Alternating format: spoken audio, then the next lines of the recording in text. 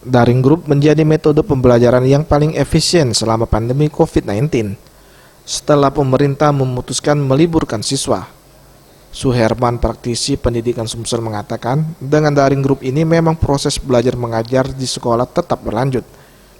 Guru memberikan tugas melalui grup online dan siswa mengerjakannya sesuai dengan waktu yang ditentukan. Namun yang menjadi kendala nantinya untuk siswa tahun ajaran baru belum ada mekanisme lebih lanjut dan arahan dari Kementerian Pendidikan tentang metode yang digunakan selanjutnya.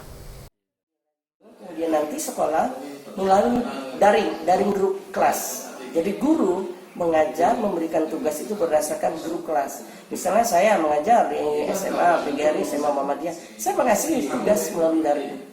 Nah, tapi yang jadi kendala nanti ada siswa yang tahunan ajaran baru, siswa baru ini nanti. Nah, nanti belum juga di sini belum kita lihat keluar apa bagaimana dalam optiknya nanti. Kita lihat dulu teknis dari Pak Menteri tentu yang akan mendapat persetujuan dari DPR. Nanti kepanjangan dari Pak Menteri kan Dinas Provinsi. Kabinat Provinsi itu adalah kepala penanggung jawab tertinggi di otonomi. Tim Liputan Sriwijaya TV.